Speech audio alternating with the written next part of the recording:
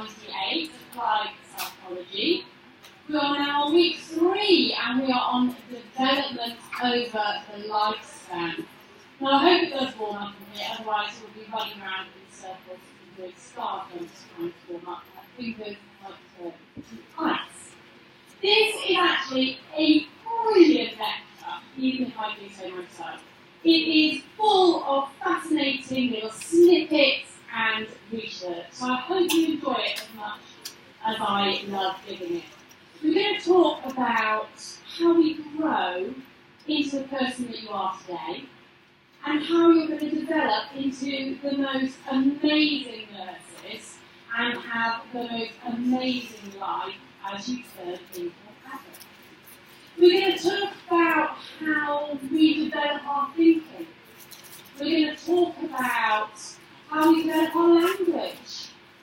Do we need language in order to think? Do we need to be able to think in order to have language? We're going to talk about physical development. Is it continuous? Is it through stages? So we're going to go through an awful lot today. Now, psychologists love doing experiments. Psychology is a science, obviously.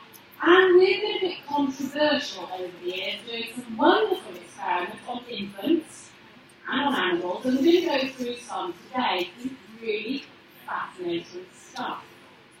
But it's not just infants and babies we're interested in. With the development of MRI scans and with technology, we can now look into the brain of adolescents. And some fascinating research is coming out there.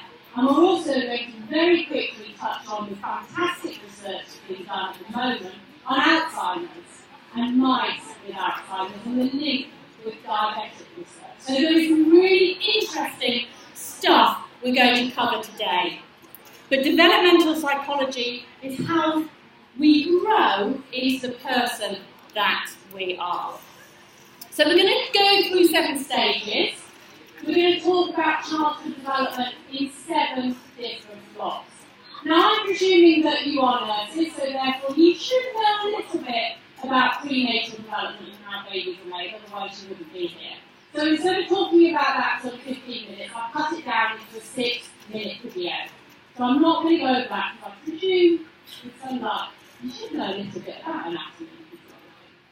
But then we're going to talk about physical development and how we grow. We're going to talk about emotional development. How do we form attachments? How do we make good relationships with people? And I'm going to get you to do a little questionnaire and find out what type of attachment style you have. We're then going to talk about language and noun Chomsky. And I'll keep that a bit secret because I like that bit. We're going to talk about cognitive development, how we learn to think and the stages that we go through. We're then going to look at the psychosocial development. Now, we talked a bit about this last week when we talked about personality pattern, genetics, but also environment influences and our culture. So we're going to pick that up again. And then we're going to end up talking about morality. How do children learn what's right and wrong? So we're going to do a little bit of a test on that. And then we're going to spend 10 minutes at the end just talking about development from adolescence onwards. Now I'm going to talk probably for about 40 minutes, give you a break, another 40 minutes and give you a break. Okay? So I'm going to split it into 3. It is quite a long lecture and none of you are allowed to fall asleep. You awake at the back? Are you awake at the back? Gonna wave? No, they're all asleep. Yay, you're awake at the back. Are you awake in the middle? Yay, you're awake in the middle. And how are these guys at the front? Are you with me? Yay. Okay, let's go. So, from the moment of conception, each of us is headed down our own pathway. We all choose our own courses. We all grow and we all change in different ways. Development is a process that is physical. We all grow taller. We all mature. We all learn to behave in particular ways. And as you know, psychologists believe that there's lots of different ways in which we learn to behave. We all grow in our thinking, in our cognition, we do actually learn how to think. And obviously we learn how our emotions affect others. We learn how to understand our own emotions. This is all the development of the human. And obviously, being psychologists, we love to experiment with humans and with animals, and we're going to talk a little bit about that as we go along. But really what we're interested in is how development influences predicting behaviours and our mental processes, but also vice versa. How do our mental processes, how do our behaviours predict our development? So that's what we're going to look at today. So, okay, two major debates about how development influences behaviour. Now, we talked about nature and nurture last week. I'll recap it, but we're not going to spend much time on it. We're then going to talk about continuous development or stages of development. So, from last week, you should know, and being medically minded, this is not new to you, there is nature and there is nurture, and we are built up of our genes, which determine about 40-50% of our personality. You should have learned that last week if you were listening. And then nurture, our environment, our culture, how we're brought up, is the other 50%. Now we know that in psychology, there is a continuum of what people believe. Whether human development is the result of nature, or is it the result of our biological forces? We know that the biological perspective is all about our physiology, evolution is all about sperm wars, we're getting our best sperm on to the next generation with the fittest and best genes for survival. And then we talked about Freud last week with the psychodynamic approach. And then as you go on, all about nurture, when we talk about the behaviourists.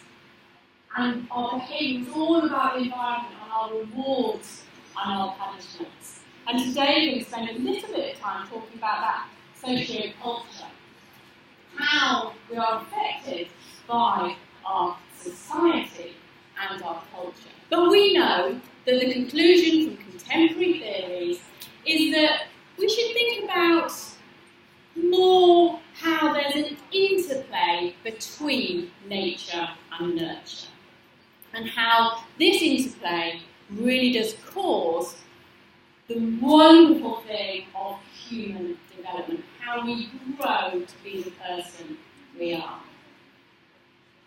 But the other side of the coin, and the other theories, believe that development is about continuity and stages. So we can talk about our experiences, and researchers who are into seeing our development as a function of our experience tend to see development as more continuous, as a gradual change.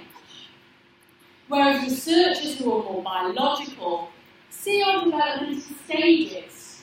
And you can see this and look at it when we look at puberty as a stage of development.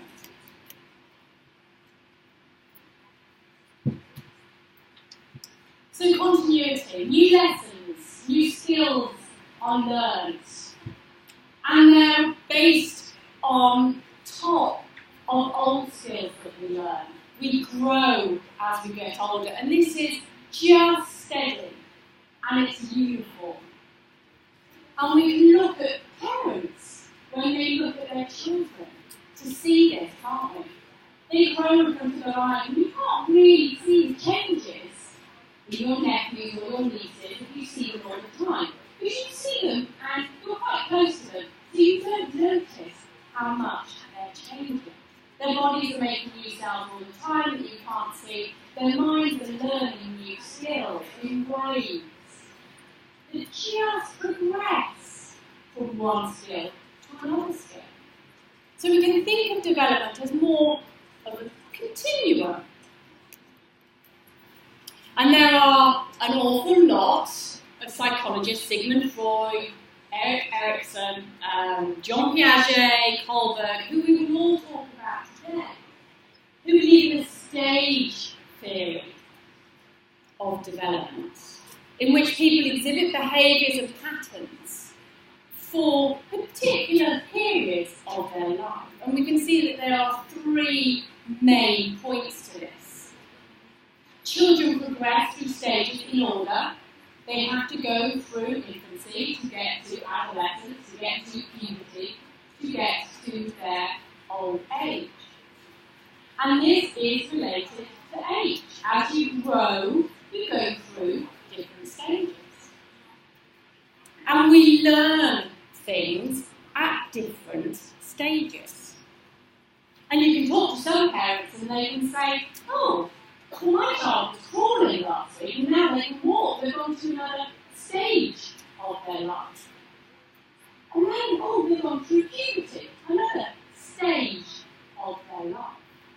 So, two different ideas on what development is. Now, I want you to think about it.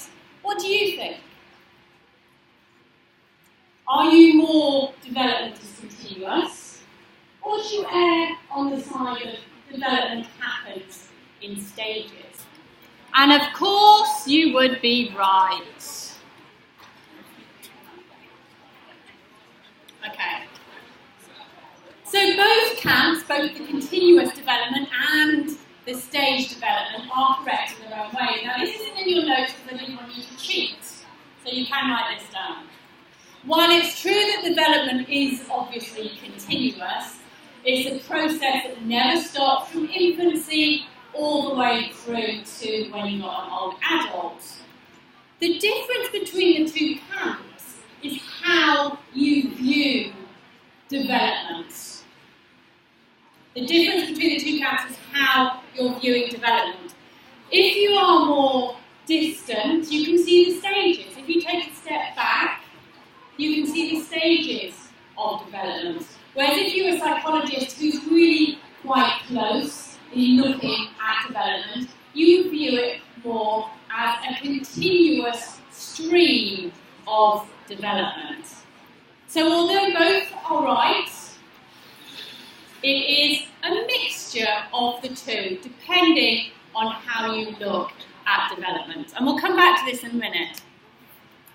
So we're going to move on to theories of child development. And there are a number of theories that help us understand how humans grow and how humans learn. And that's because there's a lot of developmental changes that are happening as children. We're looking at the cognitive development, the emotional development, the physical development of children that they go through from birth to early adulthood. And these provide a framework for thinking about human growth and learning. And if you've ever wondered about the motives of humans through their behaviour, what motivates them to do what they do, you can understand these theories to provide you with insights into individuals and to society.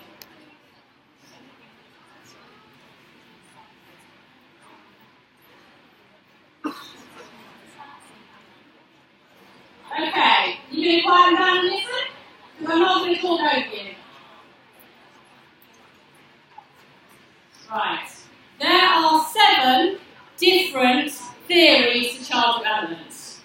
And they focus on explaining how children change and grow over the course of childhood. Now, the first 4 are far more related to the stages of development. And the last 3 are looking at how development is through a continuum. So we're looking at maturation, which is all about your genes and how genes affect you as you grow. We're looking at the psychodynamic stages. We looked at this last week when we talked about Freud and his theory of psychosexual development. The way in which you go through the oral phase and the phallic phase. So these are all stages of development. We looked at psychosocial, Jean Piaget and Lev Vygotsky, looking at the development is influenced through the interaction of friends and culture, far more about society. The last stage of development is Erik Erikson, who believes that children are active learners and that at each stage they develop a new skill.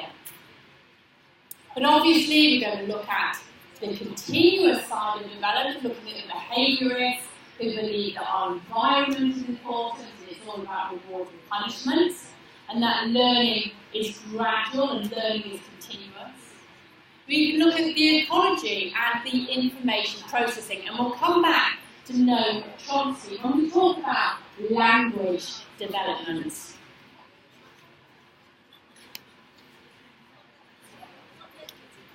So we're going to go to our first video today. We're going to look at prenatal development. Now there should be nothing in this video which is new to you.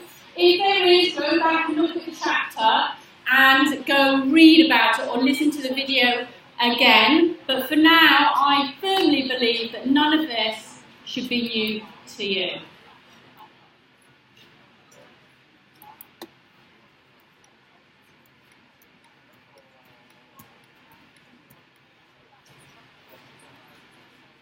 Okay, let's have a look at the volume on this. Okay, so prenatal development. As you can imagine, 9 months of typical pregnancy involve a great many changes. Many people think in terms of trimesters, and there are 3 of them. But there really are 3 stages of pregnancy during which major aspects of development occur. And these are the germinal stage, the embryonic stage, and the fetal stage. Now I'm going to take each one in turn. So from conception to the actual birth of the baby is a period of approximately 9 months, during which a single cell becomes a complete infant. It's also during this time that many things can have a positive or a negative influence on the developing infant. So the first stage of development is the germinal stage. Now, this lasts from conception for about 2 weeks. And it's during this stage when an egg, which is also called an ovum, and the sperm unite in the process of fertilisation. And this results in a single cell, which will have 46 chromosomes. And we call this a zygote. So the fertilised egg, also known as a zygote, then begins making its journey down the fallopian tubes toward the uterus, where it begins a process of cell division and cell growth. So during this stage, rapid cell division occurs through the process of mitosis. The zygote first divides into 2 cells, then 4, then 8, 16, and so on. The massive cell migrates to the uterus and begins to implant into the uterine wall, forming the placenta during the implantation phase. Now, normally the zygote will begin with each new cell also having 46 chromosomes. Eventually, the massive cells become the baby. But sometimes this cell division doesn't quite work like it should, and this is where we get twins or multiples as a result. So implantation occurs when the cells nestle into the uterine lining and rupture tiny blood vessels. The connecting web of blood vessels and membranes that form between them will provide nourishment for the developing baby for the next 9 months. The placenta is a structure that allows oxygen and nutrients to pass into the fetus from the mother's bloodstream, and bodily waste from the baby passed out to the mother.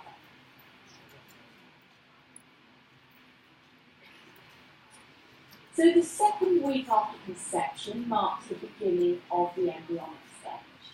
At this point, the mass of cells is known as an embryo. This is a time when the mass of cells becomes distinct as a human. The embryonic stage plays an important role in the development of the brain, the central nervous system, and the spinal cord. By the 4th week, you can see the eyes, the nose, the ears, and mouth. And by the 5th week, buds are forming the arms and legs.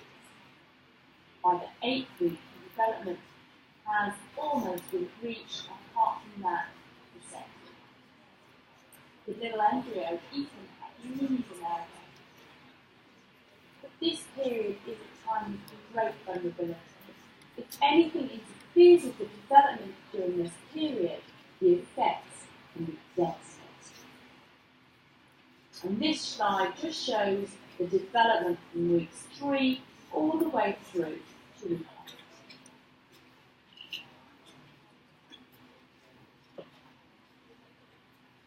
Once cell differentiation is mostly complete, the embryo enters the next stage and becomes known as the fetus. The fetal stage of prenatal development marks more important changes in the brain. This period of development begins during the 8th week and lasts until birth. It's during this period, from the 8th to the 12th week, that the earliest reflexes begin to emerge and the fetus begins to make reflective motions with its arms and legs.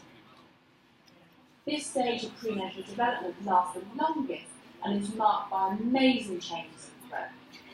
During the 3rd month of gestation, the sex organs begin to differentiate, and by the end of the month, all parts of the body are formed. At this point, the fetus weighs about 3 ounces. The fetus continues to grow in both weight and length, although the majority of the physical growth actually occurs in the later stages of pregnancy. Now, somewhere between the 22nd and the 26th week, the age of viability is reached.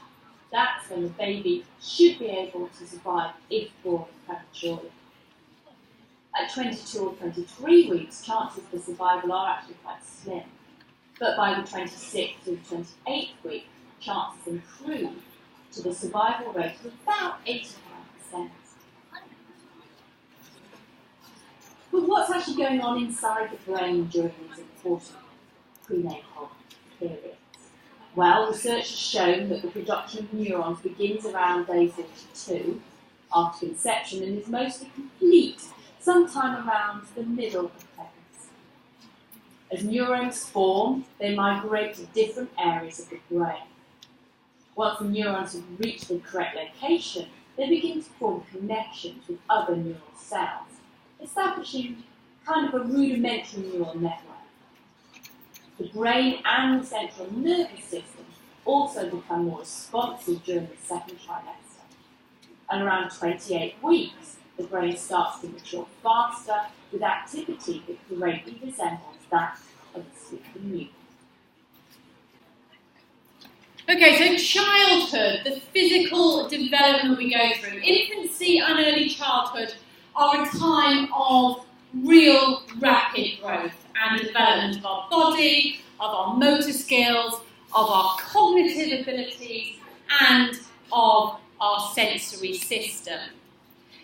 And surprisingly, babies can do an awful lot more than researchers originally thought. And this is to do with the advancement of medication, of pain relief during pregnancy. Babies actually come out not quite as dozy as they once were. And babies have abilities, tendencies, characteristics that are universal of all human beings. It doesn't matter if you're born in the States, in Africa, in China, in Europe, we all can do the same thing. And we know from research that our early experiences play an absolutely crucial role in shaping our brain and our mind.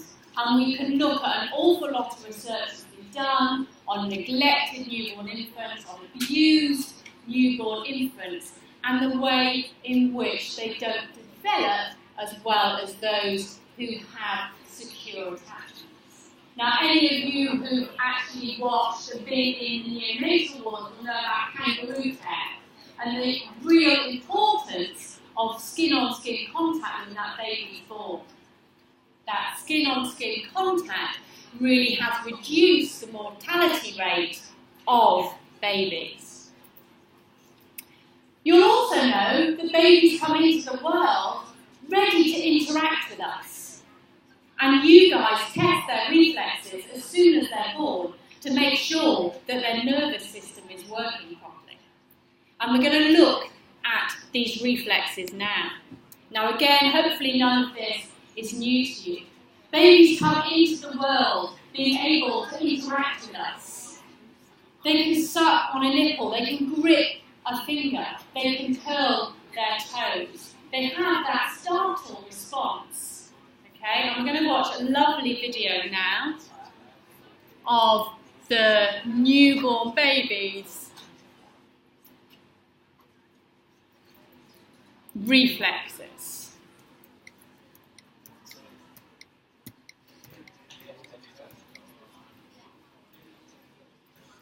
Babies are born with a set of reflexes critical for survival in the outside world. Some of these reflexes are so obvious you might not think to look for them, such as the breathing reflex or the idling reflex. Rooting is one of the most critical reflexes. By touching the 4-week-old Lily's cheek, she'll turn her head and open her mouth in preparation for nursing. Once the baby is in contact with a breast, a bottle, or even a finger, the sucking reflex takes over. Involuntary at first, the neonate will gradually gain control over sucking during the first year. Placing liquid in the mouth will induce the swallowing reflex. In the first few weeks of life, it takes all the baby's concentration just to control these various uncoordinated reflexes. At this age, feeding Julia can take over an hour. After about 6 weeks, though, Julia will be a pro. There are other reflexes babies are born with that we don't completely understand. In the first 2 months, babies exhibit the stepping reflex. This is probably a precursor to walking. Watch Lily's toes fan out and curl. This is the Dubinsky reflex, which occurs when the bottom of a baby's foot is stroked.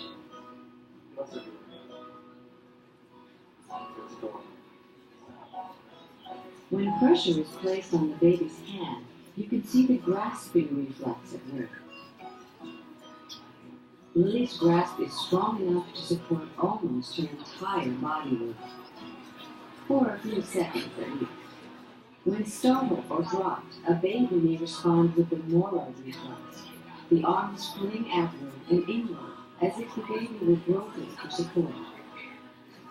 2-month-old Julia doesn't even need to be awake to demonstrate this reflex.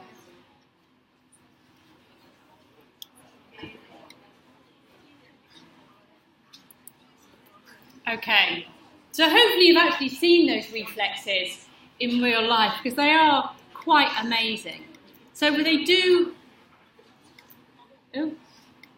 babies come into this world ready to interact with us. And this is because they need to survive. Yeah, it's a survival instinct. They need to feed. And they show development in different ways. Now, if we move on to our perceptual ability, we're going to talk about our senses. Now, babies at a very, very early age can taste and love the taste of sweet milk. They can differentiate between sweet and salty. And it's thought that they get the idea of saltiness and light saltiness because of the mother's skin after breastfeeding. And if you've ever given a baby a lemon, you can see their faces, so they can really distinguish, they can taste between sweetness and bitterness. You can see that. They can also hear, and you can see if we play music to babies in the womb, that they start kicking. And they can almost So babies are very aware of their surroundings. Now also, some of these senses just take a little bit longer to develop. The visual ability of a newborn baby is not particularly good, and it actually takes about 6 months for them to really be able to see well. The average distance is about 8 inches, which beautifully is the distance between the baby and the face of the person holding them. I mean, that's amazing, isn't it? They are also very good at distinguishing between contrasts. So if you're going to give a baby a toy to play with, give them one that's black and white, because they can distinguish between them, because their eyes have not fully developed. And this takes a little bit of time. And obviously, being psychologists, we like to study this, and this is the first brilliant study that I'm going to show you today. It's about depth perception. Depth perception is developed at about 6 months of age. And originally we thought that babies actually were scared of heights, but it's not. It's because they haven't developed the perception of depth. Infants almost always refuse to go onto this glass side of the visual cliff. They turn away from the deep end, the glass, even when their mum is encouraging them, their primary carer, to come forward. And the conclusion is that actually babies have this depth perception which develops at about 6 months. So let's have a look at the wonderful world in psychology experimentation.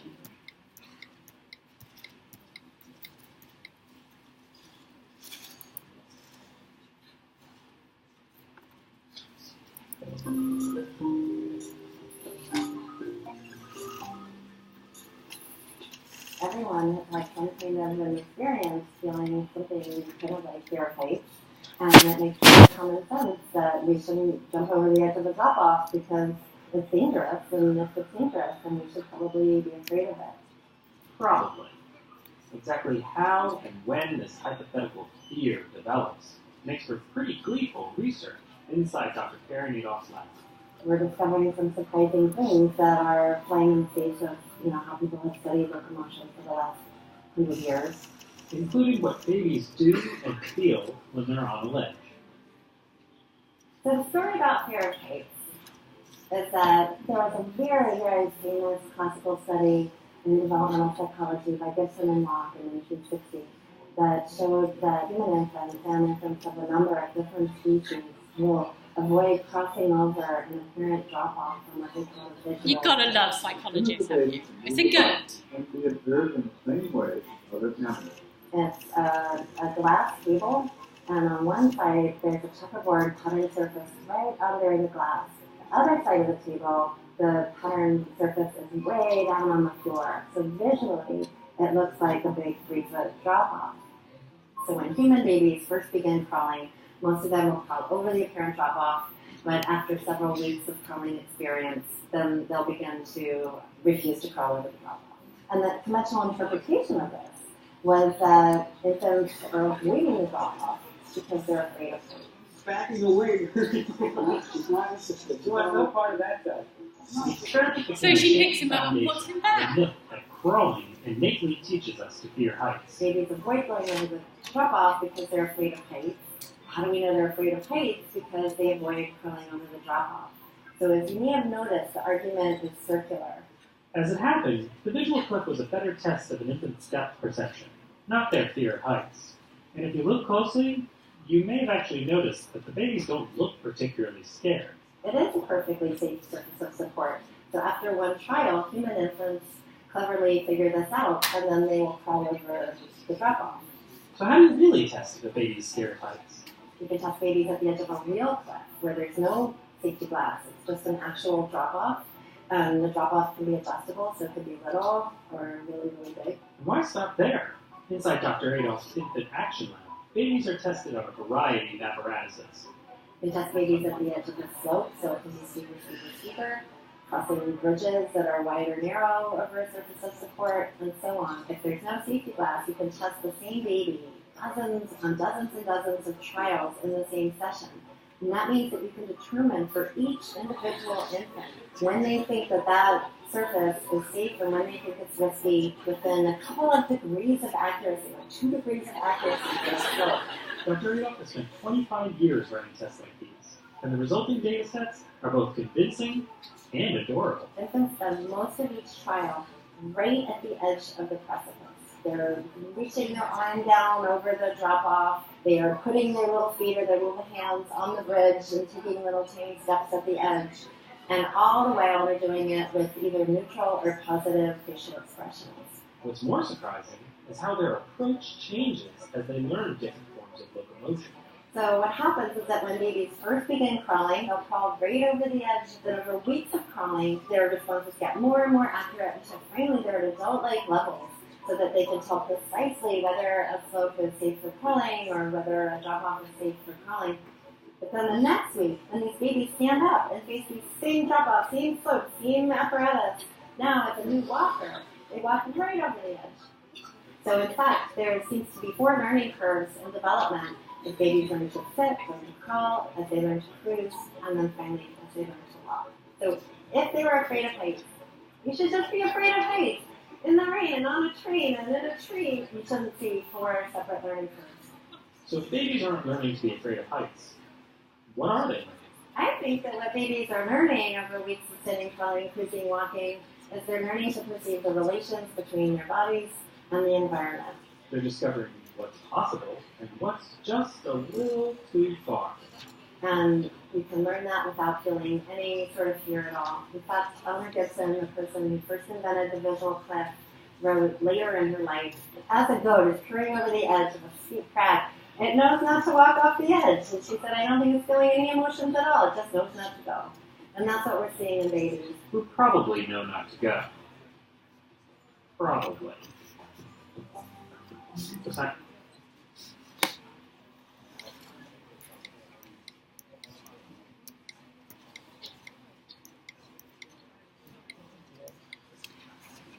Okay, so you saw there that babies really did refuse to venture over to the other side, and that is because they just hadn't developed that depth. Well, they developed the depth and they didn't want to go. So babies come into the world knowing an awful lot more than we give them credit for, and this is because it's a survival instinct. They can hear, they can taste, yeah. They know an awful lot more than we give them credit for. So we're going to have a break there, give you 5 minutes to readjust. There shouldn't be that much new information that we've just done. Now we're going to get on to the really exciting psychological stuff, and we're going to move on to childhood development, emotional development, temperament, and attachment. Okay, so I'll give you 5 minutes.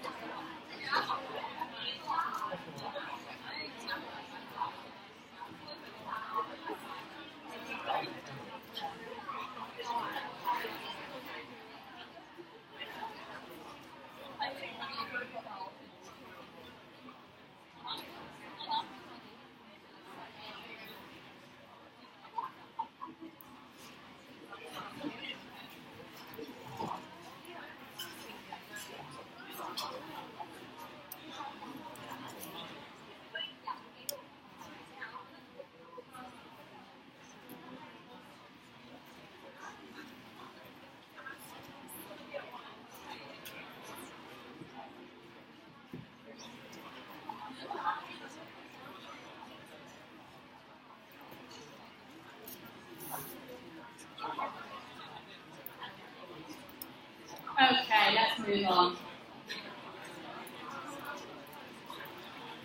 So this part of the lecture, I feel, is far more interesting and far more psychological in the fact that you're not just doing something that you've probably already learned. Now, we know that starting from birth, babies learn who they are by the way that they are treated. Babies learn who they are by how they are treated. Loving relationships give them a sense of comfort, a sense of safety, and also confidence. If you're in a loving relationship with your mother, your father, you're far more secure. And this can teach little babies friendship as they get older, how they communicate with others, and also how to deal with challenges. Now, what I would like to do is to look at your attachment styles. I'd like you to do a quick survey and see how you feel your attachment is. So you can go onto the website, you can use the QR code. Once you're there, I want you to click on Survey Option B. Now, you shouldn't have to put in any email address, you shouldn't have to do anything. It should take you about 4 or 5 minutes, and it will give you an attachment style that we will talk about in a moment. So use the URL, use the QR code, and then you'll get to the page that you can see on the left here. You can choose Survey Option B.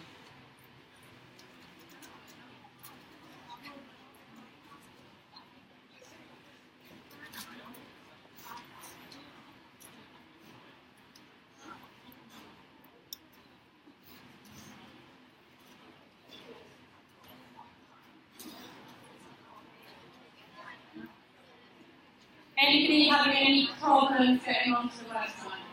Everybody okay? Put your hand up if you are, I can help.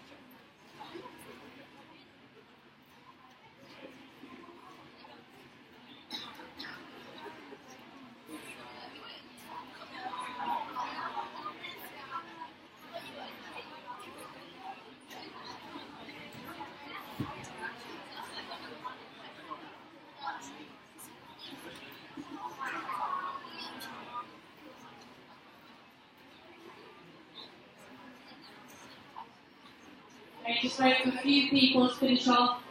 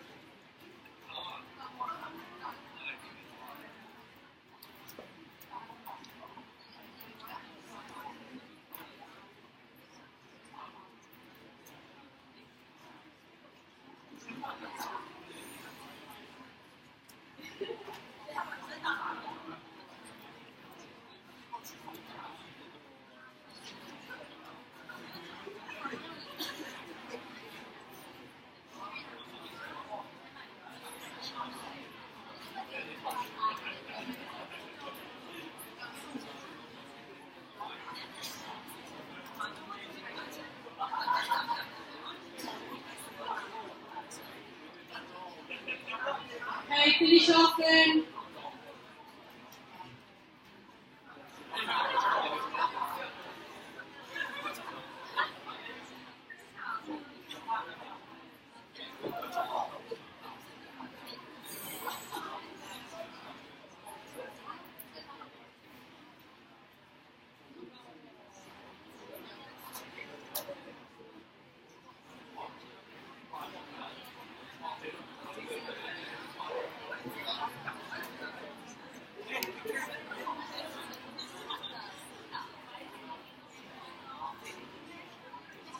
Okay, so you should just about finish off. We'll give you another minute or so.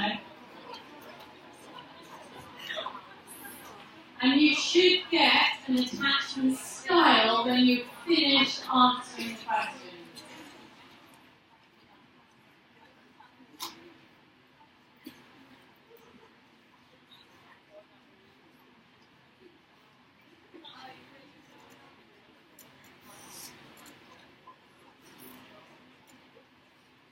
Okay, so your attachment then. An attachment is an emotional bond that forms between an infant, a baby, and their primary caregiver. Now this is an incredibly important bond and generally shows up by the age of 6 months. Now it's an emotional attachment, but it's universal to all primates. So being psychologists love to do wonderful experiments. And Lorenz was an absolute nutty professor and decided he would try to see if geese could form attachments. So he took some eggs and he split them into 2 groups. One group of eggs, he put, so the first thing that they would see was the mother goose. The other set of eggs, he put, so the first thing they saw was him. And yes, you can imagine what happened.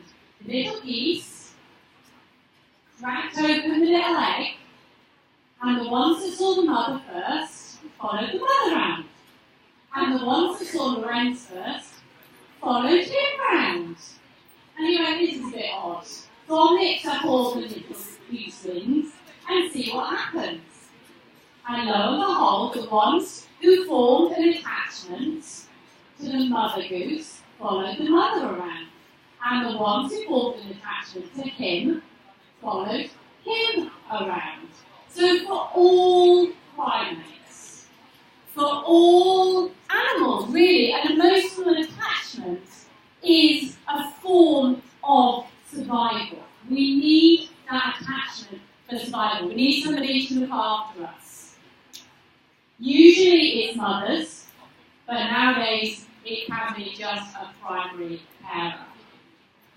If we have any issues with our attachment in those early months, it can lead to a lot of issues with anxiety, with strangers, and we can have problems with separation. Now I want to show you a quick video now on emotional attachment between a baby and a mother.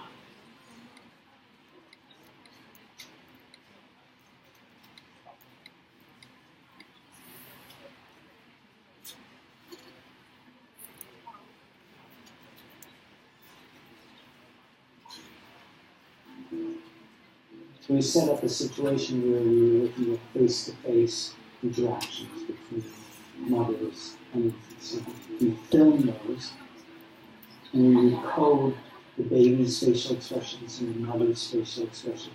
We wanted to understand the relationship between them.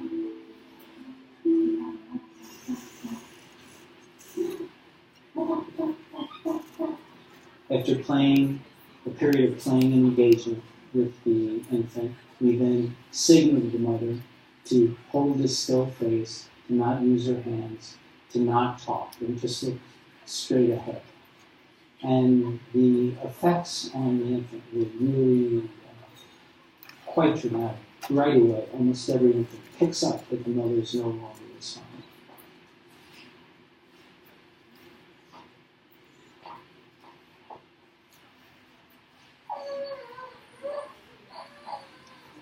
Babies have all these ways of trying to get the mother's attention. When we saw Annalia today, she does a fake cough with her mother.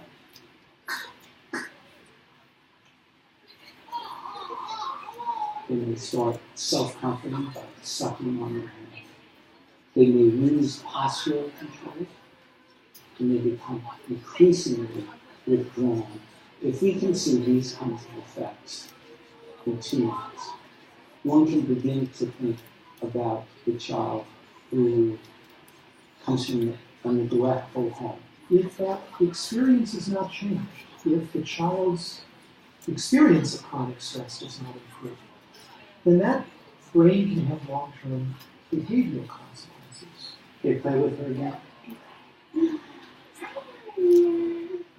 Well, the good news is that the brain's openness to experience improves. There are surprisingly long. Sometimes we talk about the brain's plasticity.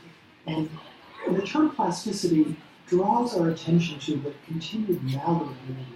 The fact that the brain is not a finished product and will not be for many years.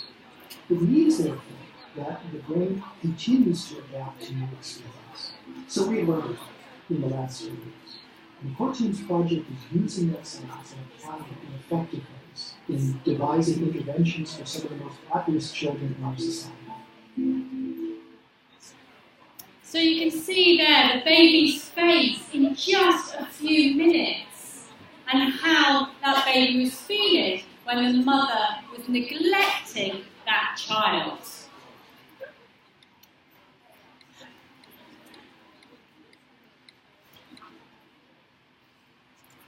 Now, John Bowlby was a famous psychologist, and he was really interested in the fact that we are pre-programmed to need people to survive. We need secure attachments in order for us to have healthy relationships with others when we grow up. And there were these 4 points that he believed were imperative for you to get a good attachment bond. He believed that you needed a person to be your safe haven. He believed that you needed that somebody to go to if you were afraid or anxious or fearful, and they could be that safe person for you to go to. He also believed that you needed somebody who was close to you, somebody who was close in proximity to you, somebody who was near you, so that you could be attached to them. And also you could use them as a secure base, so that you could go off, you could explore the world, you could go and do something exciting and daring and a little bit scary, but you had someone to go back to. You had that person who would be that safe haven. And if you didn't have these attachments, anxiety could step in. And anxiety occurs, John Bowlby believed, in the absence of these attachment figures. So you needed somebody to form an attachment, to have a good, strong bond, in order to have emotional development. And he believed these were pre-programmed in all of us for survival. Now, he believed that attachment began with physical touching and cuddling between infants and parents. And he called this the contact comfort. And obviously babies need it, they need to be held, don't they? But also adults need it as well. We all like being cuddled. We all like being in close proximity with others. And this is because we release the wonderful hormone of endorphins, that feel-good factor of an injection of stress-reducing and happiness that the endorphins give us. Now, Bowlby was interested in attachment theory, and Harrow Harlow took this one step further. And he did an experiment with monkeys. And I'm going to show you a video now. I think it's an absolutely horrible video, but I have to show it apparently.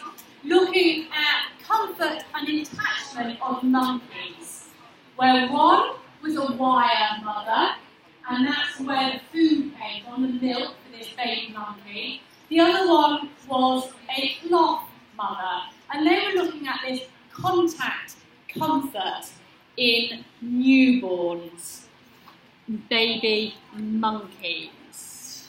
It's just...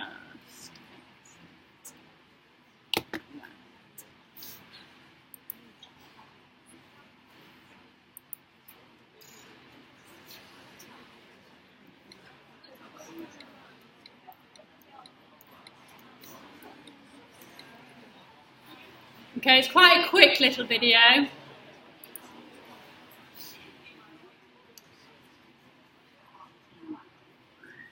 Newborn rhesus monkeys will grow up not in accordance with nature, but in a controlled atmosphere of a laboratory, where all the psychological influences of childhood can be duplicated.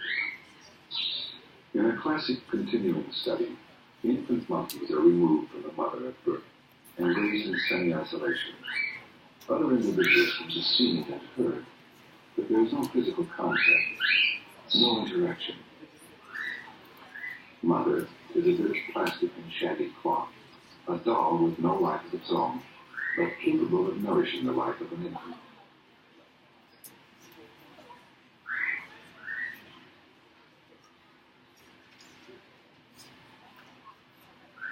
The monkey will come to depend upon this doll to satisfy basic necessities of life. Not only nourishment, but a deeper psychological need for comfort and security. In primate infants, there is an instinctive need to cling to another body, soft and warm. Food or security, which is motherhood's stronger appeal? Alongside a warm, familiar mother of cloth is a stark wire doll set up as nothing more than a feeding machine.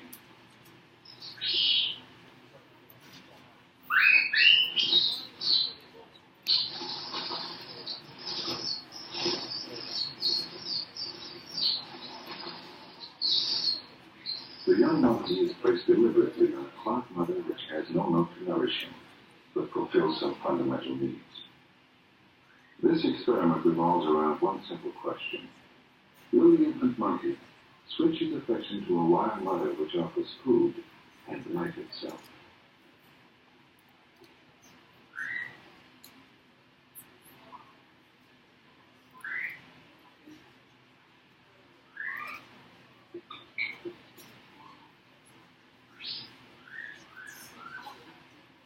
Only when forced by hunger does he loosen his grip and begin to yield to nature's most powerful internal drive.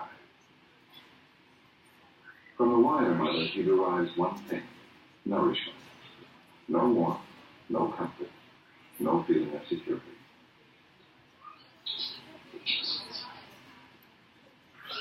After feeding, he returns to spend up to 22 hours a day near the only mother he knows. From this inanimate object, the infant derives all the security and mother love he needs. He can, if also exposed early to other young, grow into a normal, well-adjusted adult. Isn't that sad? I find that really sad. But it just goes to show that our need for love, our need for warmth, our need for an attachment to something that will give us love is far greater than our need for food. We will go to food when we are hungry as a need for survival, but it's our need for love and attachment that is stronger. Now, I talked about John Bowlby earlier. Now, Ainsworth was a PhD student of John Bowlby's in the 1970s, and she was really interested in attachments, but she was interested in what went wrong with attachment. She called this the separation anxiety as a measure. She was looking at the distress that most children can develop around about sort of 6 to 8 months when their primary carer leaves them. Okay? Not only leaves them, but leaves them with somebody they don't know. Leaves them with a stranger. Now, she looked at a study that we call the stranger situation procedure, whereby a child is in a room with the mother and they're playing. And then the mother leaves the room and a stranger comes in. And what she was interested in was how that baby reacted. Okay? And then the mother came back again and she wanted to know how then the baby reacted to the mother on her return. Now, she looked at 4 different interaction attachment styles: a secure attachment, an avoidant attachment, an anxious attachment, and a disorganized attachment. I'm going to show you the video first of the stranger situation and her experiment to give you an idea of what she was putting the baby and the mother through. So this is the strange situation, looking at attachment styles of Can the babies. essential elements of home life be translated into a standard laboratory setting for controlled scientific study? After conducting extensive observations of parents and children at home, a student of Bowlby's, Mary Ainsworth, devised such a procedure, called the strange situation, which places the child under some stress. It has become the most widely used, standardized way to assess the quality of a child's attachment to their caregiver. Here the researchers are recording how 14-month-old Lisa responds in this attractive but unfamiliar setting. How will she react to a stranger? What will happen when her mother leaves the room? And when she returns? It's Lisa's behavior when her mother returns, what psychologists call the reunion, that they are particularly interested in. Most importantly is to look for the type of balance that a child strikes between an attachment need and, on the other hand, to explore the play material.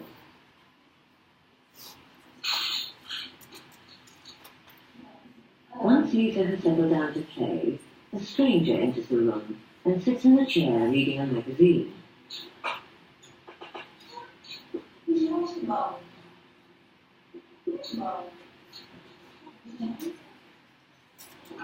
After a couple of minutes, the stranger attempts to interact with Lisa.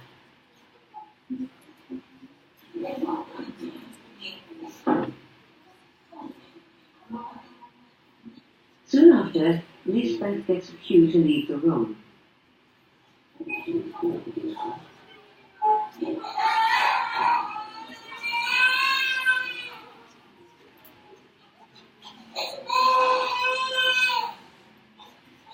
The stranger tries to comfort Lisa, but in vain. Lisbeth comes back into the room, and the camera records how Lisa reacts.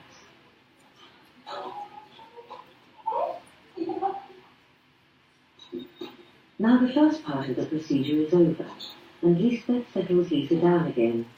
The stranger leaves them alone together.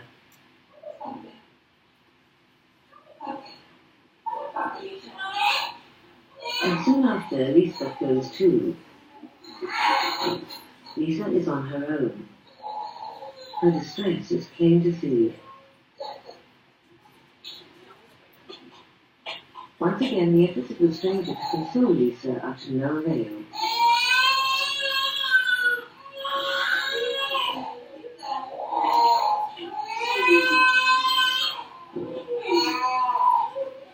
But Lisbeth manages to calm her almost at once, and shortly afterwards the observation ends. Lisa showed outward signs of what's called secure attachment. Okay, I told you that psychologists do some really weird stuff with children. So that's an example of how children form attachments. And when they've got secure attachments, they're very easily comforted by their parents. Now, Ainsworth went on to look at 4 different styles of attachment that children have. The first one is this secure attachment, like the baby had in that video. The mother could leave, they'd be distressed, but actually they'd come back and be very easily soothed. There's that reciprocal bond of love. And the research suggests that these children go on to have far more resilience in life, have better friendships in life, have great romantic relationships, have good marriages, and deal better with relationships in general. Because they have that secure base that Bowlby was talking about. They have somebody they can go to if they're anxious. So this is that secure attachment that you really are striving for as a parent to obtain with your child, because they have the best outcome in life. The second attachment was avoidance. And this was where the caregiver had little or no response to the distressed child. The child didn't know quite what was going on. They were ignoring or turning away with no effort to maintain contact if they were picked up. There was a lot of insecurity between the child and the mother. A lot of insecurity within the child and the mother.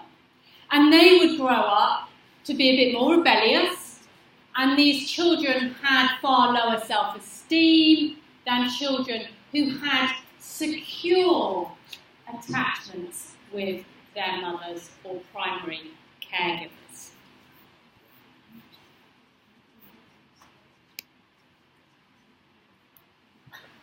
The second was ambivalent attachment styles, anxious attachment styles, those who were resistant. And these were inconsistent. One moment they'd be there, and the next they wouldn't. There was far more inconsistency with the relationship. And these babies weren't easily calmed. They were always feeling a little bit anxious because they never really knew if their primary caregiver was going to be there for them. So this was an anxious, resistant relationship that they had, very inconsistent with whether their parent was going to be there for them. And then we move on to the last type of attachment. And in the 1980s, the 1990s, abortion was banned in Romania, and they had a lot of children that went into orphanages.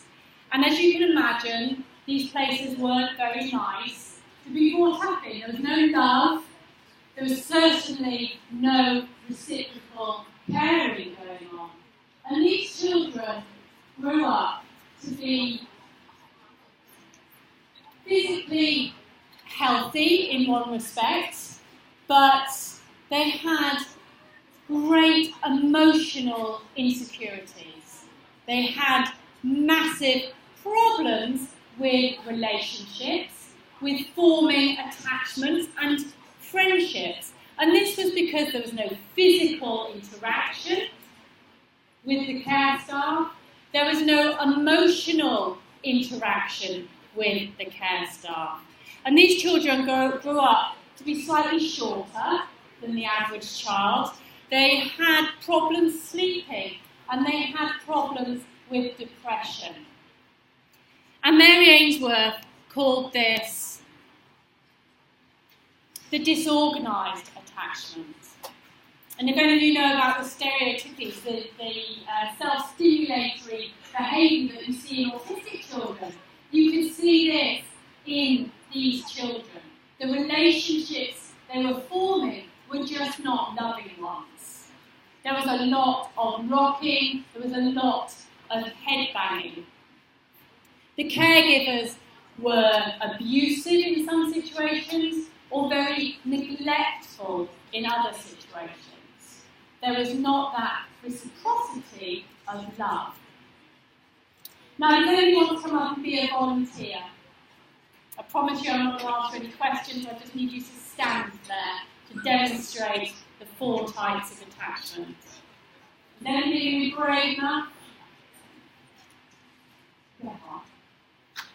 You just have to stand there. No one can be brave enough. Nobody? So, there's 4 different types of attachment. Now, I could probably find you, hold on.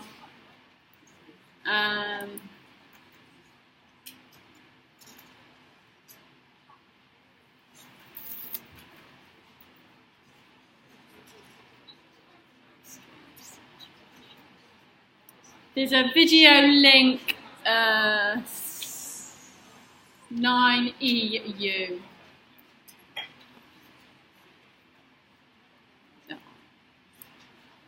Okay, if you won't be big and brave, I'll show you the video instead.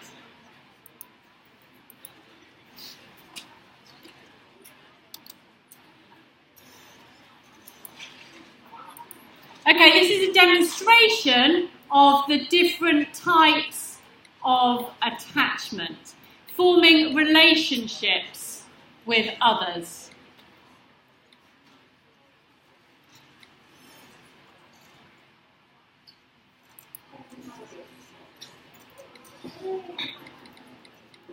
So, how do everyone know each other in your hands? Okay, take some steps back. Okay, so they're forming a secure relationship. And honestly, you kind of depend on each other. You can see that if we let go, it's going to come forward. And this is why it's our secure attachment style. It's reciprocal, and both people are giving and receiving. Does that make sense? What happens if I... Oh. You guys have a relationship with me. I'm serious. Come on, I'll be here. Okay, what's your response, Claire? How are you feeling about that? Don't you kind of just meeting where you're talking like, I'm not really really into this. She's starting to feel really cautious. And so she's kind of, I don't know, maybe I'm going to try. Ooh, I really feel nervous. Okay. That represents an ambivalent attachment style, where it's associated with parenting that's inconsistent. So we have inconsistently available parents. So she's kind of getting nervous. Now, so from her relationship with me, we can go.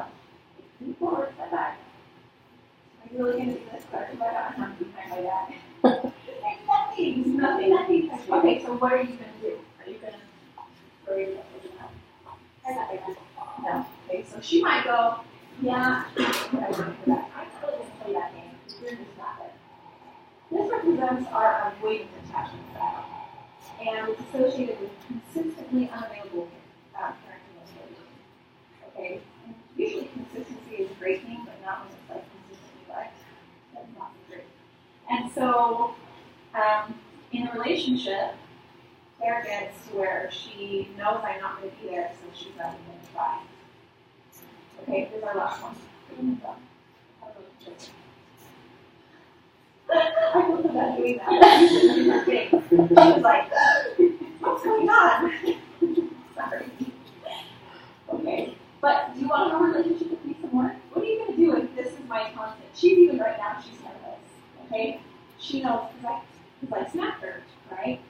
and then you can learn your head. Yeah. You can mitigate. Now, if I really came at you every time, then there's not. You might run to that over.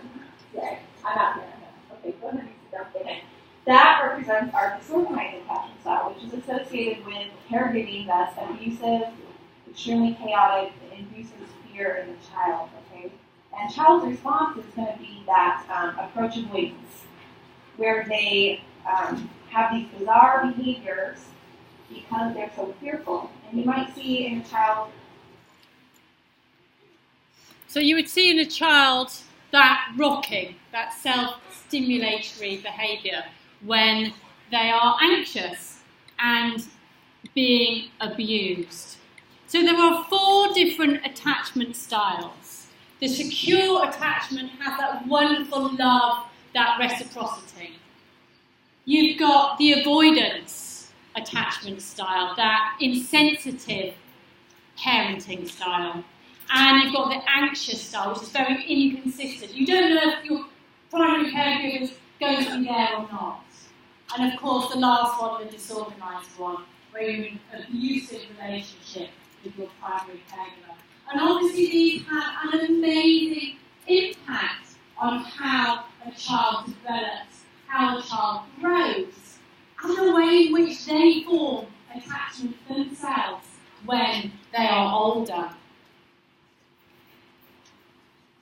So what we want is every child to have a wonderful, secure attachment style with a loving relationship so they can go on and blossom and grow into amazing adults. But unfortunately, not all children have this opportunity. And insecure attachments can be, I'm running out of my mic, can develop. And this is because of abandonment or deprivation in the first few years of life. Parenting that is neglectful, abusive, erratic. If you have a parent who ends up in prison, if you have a parent who is clinically depressed or schizophrenic or bipolar, you're going to have these insecure, inconsistent parenting attachment patterns. And obviously there's also some genetic predisposition for the child as well, and other stressful circumstances in the family. It might not be an abusive relationship, but it might be that the parents are no longer together and there is a divorce, or there is a bereavement, or there is some other medical issue that's going on in that family that can alter the attachment that that child has with their primary caregiver. Now, I'm going to test if you were listening, because you're going to go back to UReply.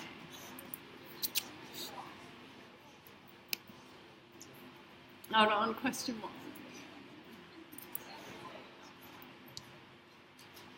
1. Okay, so, in the strange situation, Mary Ainsworth set up that experiment. A baby is playing with some blocks while his mother and a stranger watch. When his mother gets up to leave the room, he does not seem to be distressed and continues playing. When the mother returns and calls to him, he turns his head away from the direction of her voice and continues to play with his toys. What pattern of attachment does the baby seem to be exhibiting?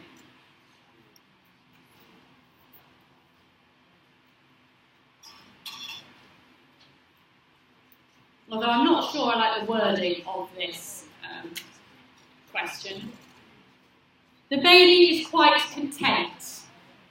That probably helps you. The mother leaves the room and the baby continues playing and seems quite content.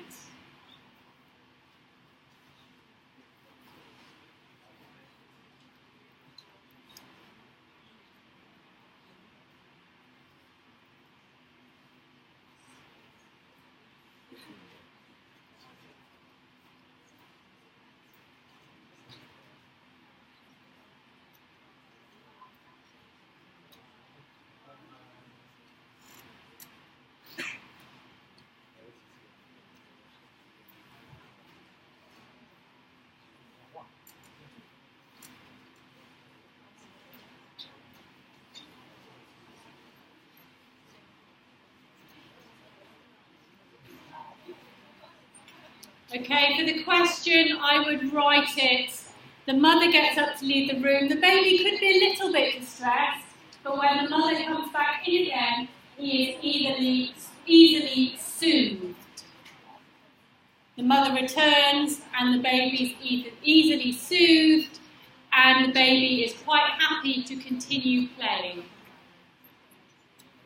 Sorry, I did not write the questions.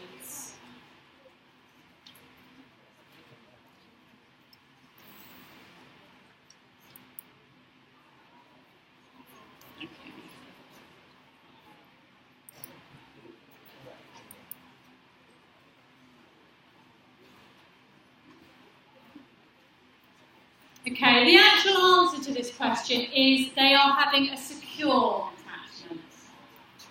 The mother left the room, the baby might have been a little bit upset, but was easily soothed on her return. Okay? They are having a secure relationship. The carer has a secure base for exploration. Remember that Bowlby? They could go off, they could explore the world, come back to a secure person.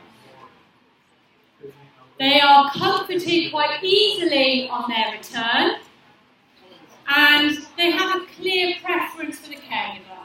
Okay, there is a secure attachment. I'm afraid I really don't like the way that question is written, so I apologise for that. I did not write that question.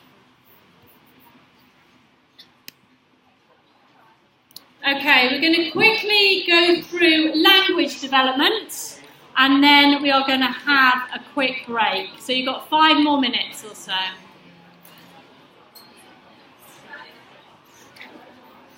Okay, language. The system in which we combine symbols to create words so that meanings can be generated.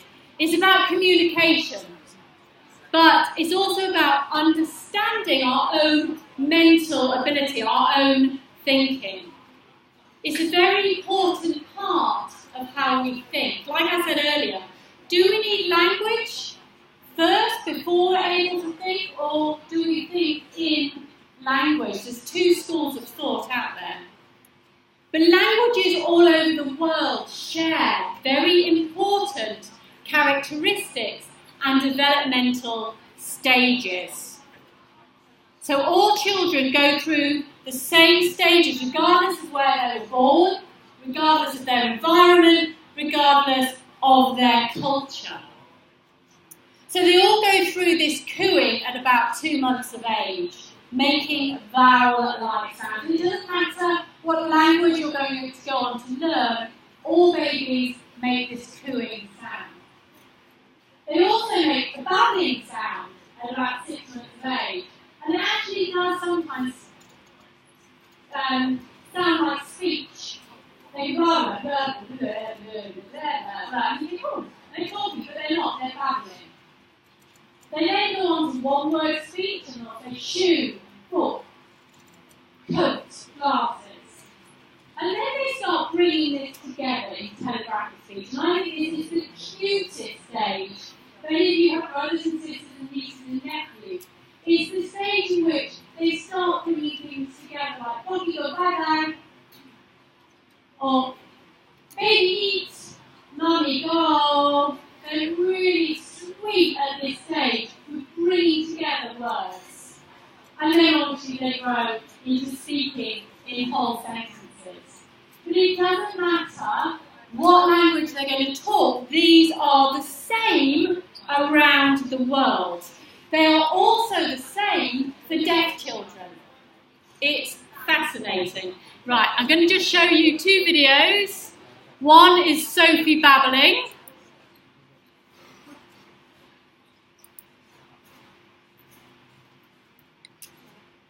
Again, I didn't make this video.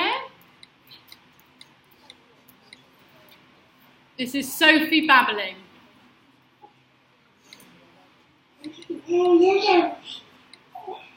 Almost sounds like she's talking.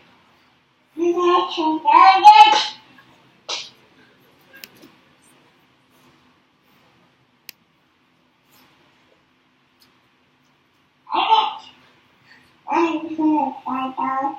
life is so cute.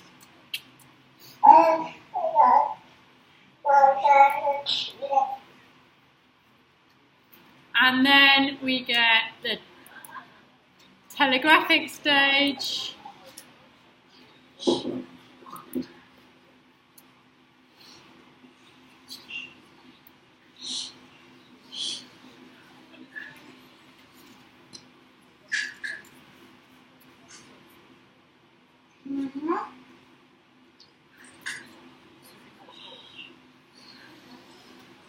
Mommy too. Mommy too.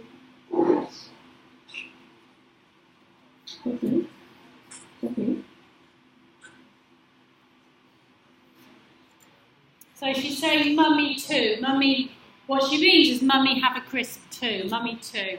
And that's the telegraphic part of speech, where they start putting words together. Ooh. Don't need that, do we?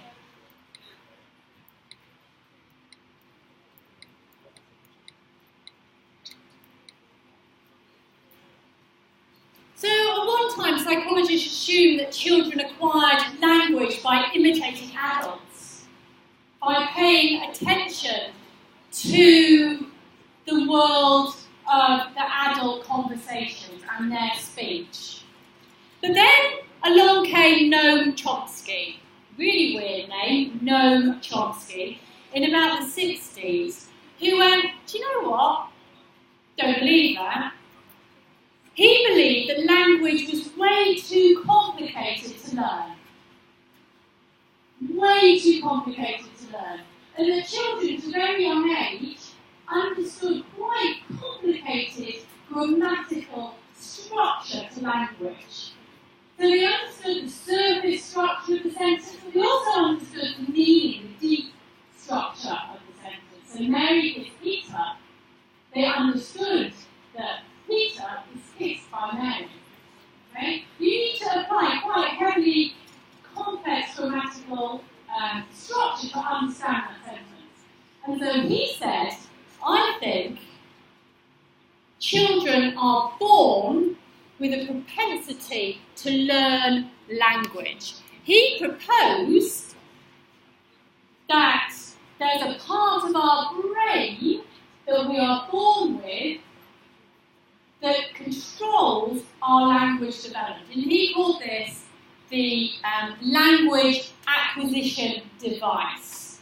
We are born with this propensity to understand language. And he called this universal grammar, a sensitivity to the core features common to all languages. Now this is amazing, really, if you think about it. We are born predisposed to understanding language.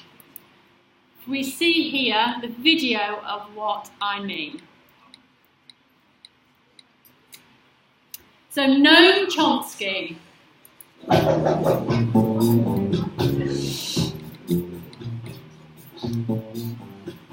Language sets us apart.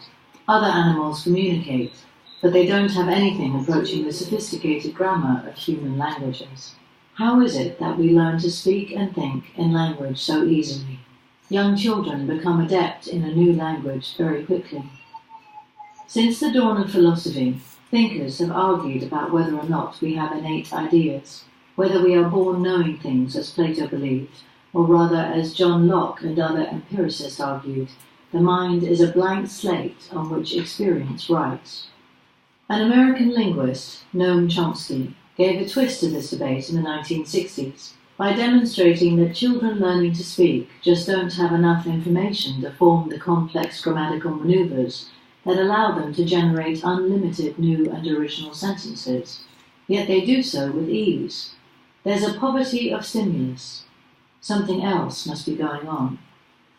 Chomsky's hypothesis was that there are inborn structures in our brain, what he called a language acquisition device, or LAD, which gives us a natural propensity to organize the spoken language that we hear in various grammatical ways. Without that, we couldn't get started as language learners. If he's right, language structure is hardwired as a kind of universal grammar. Our slates have been written on before we emerge from the womb.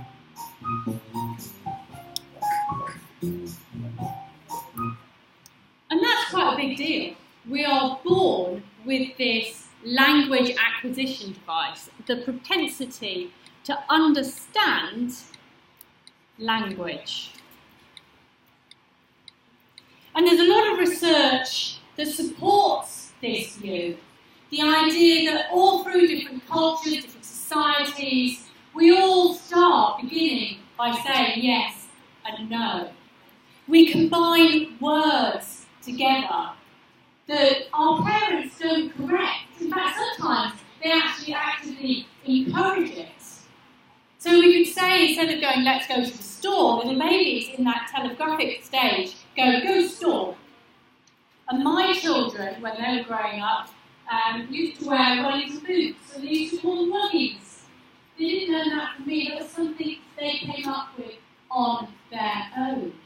And these psycholinguistics call these over-regularizations. They're not random, but they show that a child has grasped these grammatical rules, even though they're not speaking in full sentences. They've grasped the basis of language. And we can see that parents don't, to begin with, check for grammar. They don't request politely that the child says in a full sentence, please can I have some milk? They will get it when they just say milk. So children are learning language from their parents, is what Chomsky is proposing. He also proposed, and the research suggests, that children who are not exposed to the adult language actually invent it on their own. And this is some amazing research that comes out of deaf children. In a school in Nicaragua, going back about 10 years now, the children invented a grammatically sound, perfect language within their school. And this goes to sort of support the idea that children are born with this universal grammar, this language acquisition device, because it is just too complicated a process to learn as children. And then depending on where you grew up, depends on what language you speak. And the earlier you start speaking a particular language, the easier it is. Try learning a language at my age, try learning Cantonese, I've got no hope at all. That area of my brain has been improved, it's switched off, it doesn't care. I can't hear the tones. So it just goes to show that our language, our understanding, our grammar is predisposed. We are born with it. Okay, let's take 5 minutes before we go on to cognition.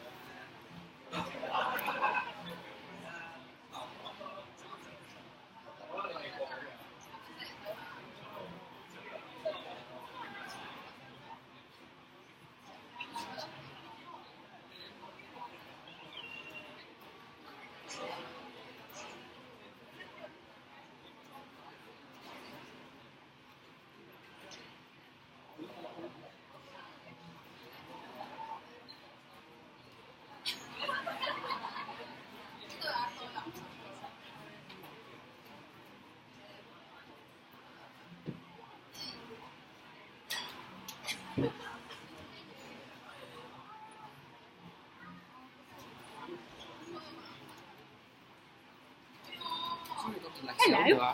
Ask the UReply the question 3 why it is the The secure. Secure, because the mother went out of the room, Yeah.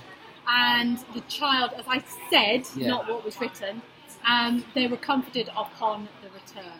Oh, so it means that the question is not. The question is awful. I didn't write the question. Okay. So to go on what I said and not what the actual. Okay. Oh, so that's I what apologise. I will have a word with Kevin later. Okay, thank you. I apologise for that one. We also want to ask the same question. Why this one is secure? Yeah, well, yeah, I wouldn't have written that, and I really do apologise because I'll have a word with Kevin, because the way in which it's structured, to me, I wouldn't have got that same answer. But you needed to listen to what I said, which was the mother went out of the room, and the baby was a bit distressed, but when the mother came back in again, the baby was calmed and comforted, and that shows that they have that secure relationship. But the wording of that I don't like, and that I absolutely and totally apologise for. It's an awful question. Okay, so don't worry, it's not you; it's the question. Okay. So next week I will make sure that he's written some nice ones. Okay. Sorry about that. Sorry.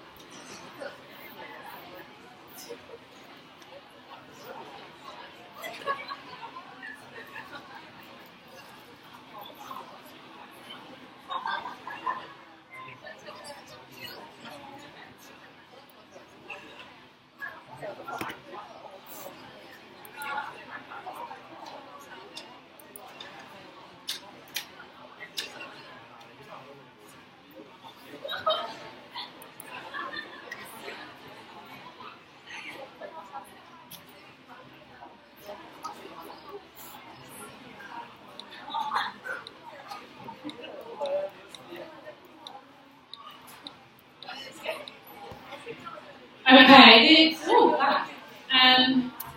this is the answer to the question and the reason why for UReply. My apologies that it isn't written very well. It is not your fault. It is the actual wording of the question. But the why it is secure is because in a strange situation, the infant cries and the crying even leaves the room and is joyous upon their return. Okay, and this describes the secure attachment style. So my apologies that that is really badly worded.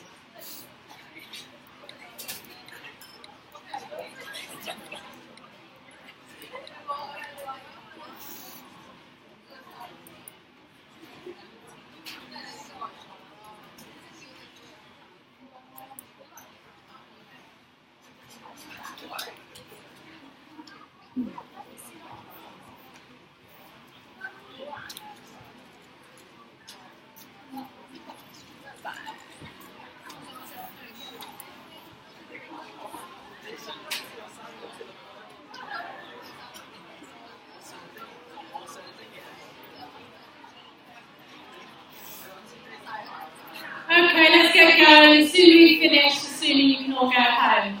Okay, child development, cognitive development. This is one of my favourites. It's all about the development of thinking, the development of problem solving, and the development of memory. Now, by the time a child is 5 years old, their brain is 90% the right weight as that of an adult. And that means, because it's 90% of his weight, amazing things can happen to do with the development of thinking and problem solving. Now, humans go through some distinct stages in the way in which they learn to think. Now, Jean Piaget believed that children process knowledge in particular distinct ways, and was really interested in the way in which children organise information, the way in which they organise data. And he looked at two processes: assimilation of knowledge and and accommodation of knowledge. Now, assimilation of knowledge is quite simple. It's absorbing information into existing mental categories. So if I showed you a picture of a bird, you'd know to put it into that category. Okay? But as children grow and as they experience the world, they get data that they don't know what to do with. And Piaget suggested this was a process of accommodation. The way in which children modify existing categories in response to new information. So if I said, what would you do with a penguin? Okay? Children have to change the way in which they categorise these things, and we call those schemas. Schemas are the way in which children learn to categorise information. And these can be quite specific about objects like cars. You can put red cars, blue cars, yellow cars into the same category. You can put Volvos into the same category, Subarus, BMWs, Fords, all cars go into the same category. But they can also be quite abstract. You can have a schema for what you put in your bedroom. And that could be a bed, it could be a wardrobe, it could be a desk, it could be a chair. So really there's two ways of categorising information that children rely on. And this is assimilating information, which is absorbing information into existing categories, but also thinking about new schemas in the way in which you modify original existing categories for new information. And this is how children learn. Now, if you're interested, I'm not going to show this video, but this is a really good video on the 4 stages of cognitive development. So the first stage of cognitive development is the sensory motor stage. And it is all about touching, grasping, grabbing, and predominantly putting things in their mouths. Babies love to put anything and everything in their mouth. And this is how they learn. Okay? They learn specific movements result in specific results. They also, at this stage, begin to understand object permanence. So if I move the microphone from in front of me, you all know it's still there. But a baby doesn't have that object permanence. They believe that that's gone. So if you've got a nephew or a niece or a baby brother or sister, try it out. Brilliant experiment. Hide stuff and see their reaction. They'll scream and they'll cry because they think you've taken that away from them. So object permanence begins to kick in at about 6 months. And this starts really the beginning of the understanding of mental imagery and symbols. The second stage children go through is this pre-operational stage, at about 2 to 7 years. And they call it egocentrism. It is all about them. Okay? They have an inability to understand other people's points of view. They have this animism, which is they believe that their favourite toy is alive and has feelings. And you can't hurt the teddy bear, you can't put him in the washing washing machine because he's got feelings. You can't leave him in the car or throw him around because that poor little teddy bear has feelings, okay? So that's animism, the thing that their favourite toy is alive. They also have an irreversibility. They don't understand that you can undo an action. So if you have a ball of clay and you splat it, they'll get really upset because you ruined their ball of clay. They don't understand that you can remake that ball of clay. And that's because they're very centration. They've got a focus on one problem, and that problem is the ball of clay and you've just ruined it. They can't see things from other people's point of view.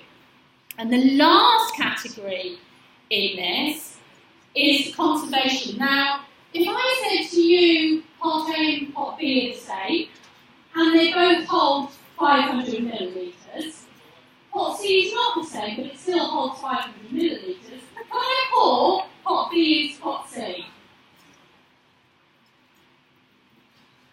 Yes, I can! Because you know the 500 millilitres, it doesn't matter if it contains tall or small or wide, it still contains the same amount. Children at this young age, in the pre-conceptional age, don't understand that, okay? They don't understand that a liquid remains the same, it doesn't matter what container it goes into. So again, if you've got a young child at home, try this out because it is quite fun. Okay? You can pour B into C. Just at the end of this stage, at about, according to Piaget, at about age sort of 7 or 8, children are beginning to understand theory of mind. And this is where they're beginning to see that other people have thoughts and feelings that are different from their own. And if any of you have come across any autistic children in your life, you will know that these autistic children really struggle to grasp theory of mind. They can't see things from other people's point of view. And it's about at age 7 when this, according to Piaget, happens. They get theory of mind. Now the last stage is this concrete operational stage, and it is between 7 and 12. The concrete operational stage is, according to Piaget, between the ages of 7 and 12. And this is where their life experience kicks in. This is where they're making fewer errors. This is where they're understanding that you can have reversibility of actions, you can have conservation of shapes. Okay? They've got a lot more understanding of what is going on in the world because of their experiences. Now the last one here is from sort of 12 and above. Children are learning abstract thinking. They can understand theories. They understand rules behind those theories. You can reason with them. Yeah? You can give them consequences to their behaviours and they understand it. You can also talk hypothetically to them. If you're going to, hypothetically, stranded on a desert island, what 3 things would you take? And you can understand that you're not going to be stranded on a desert island. But children don't understand that hypothetical question. If. And they begin to start drawing logical conclusions. So this new research has really come into view since Piaget's time. And although what he says is pretty good and the steps of development are there, we now know that children don't, just because when they turn 7, suddenly have theory of mind. Okay, these stages of development aren't quite set in stone as how Piaget would want to have thought it. Children can understand other children's points of view at slightly earlier ages than Piaget actually thought. And we also know that cognitive development, the way in which we develop our thinking, is quite culturally based. And there's been a lot of research in different African cultures who, when children work with clay and wood, they understand the concept of conservation earlier. They understand that you can pour liquids into different containers and they can still hold the same amount of liquid. So there's a lot of research out there that suggests that Piaget's theories were great, but not quite set in the stages that he proposed. Okay, we're going to do the last UReply today because I'm sure you are absolutely fed up to the back teeth of them.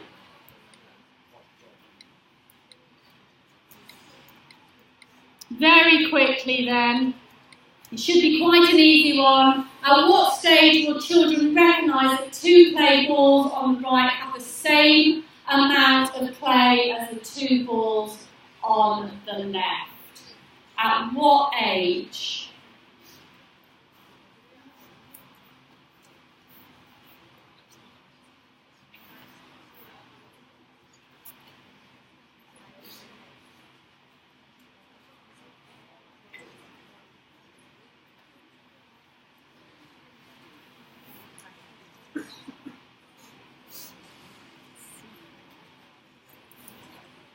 Ah, brilliant! You were listening! 70% of you. Well done. Fantastic. Yes, at age 7 to 12, children have this concrete operational stage, okay? They are able to understand conservation, reverse their thinking, and classify objects. Well done.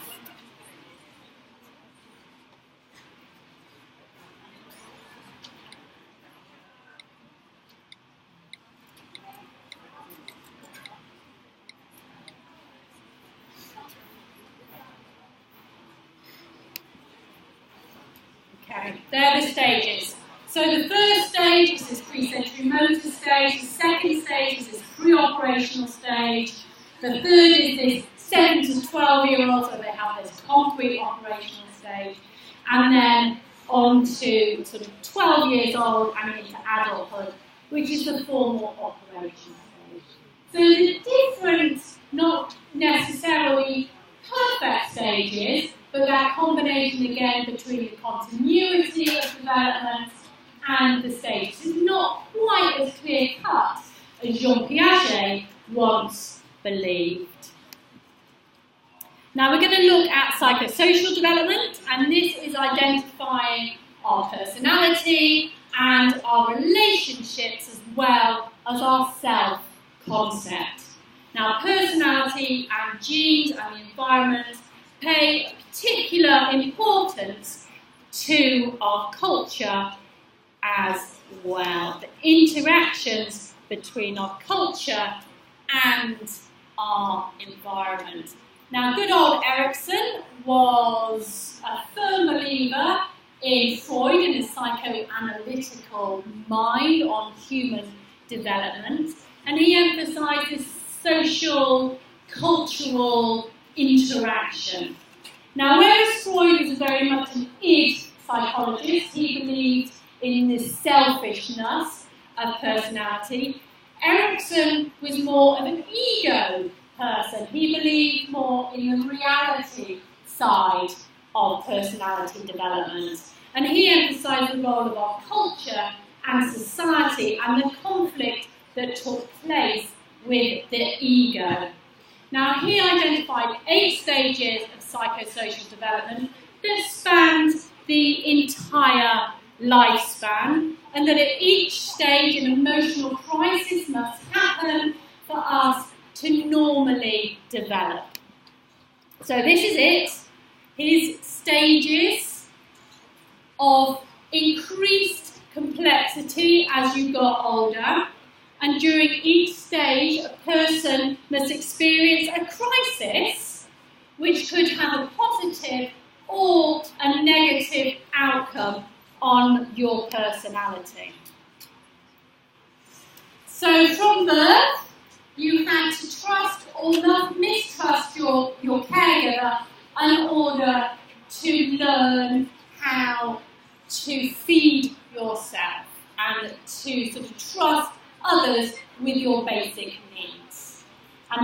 little picture there. You need to learn to do things for yourself in older, not to feel shameful when you got older. And as you can see, they are based on that trust of Bowlby and their attachment theory.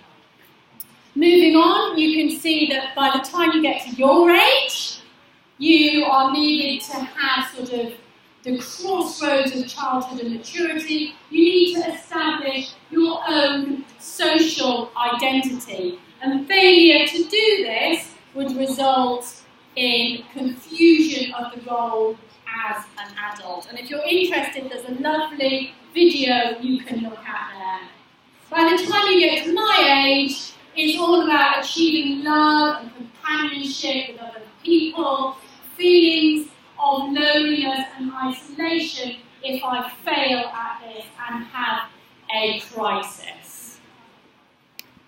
And then as you move up into sort of 40 to 65-year-olds and into older life, it's all about raising families and looking back on your life and having a happy life and doing what you needed to do in that life in order to find happiness. Now, Erikson's theory actually has really good face validity.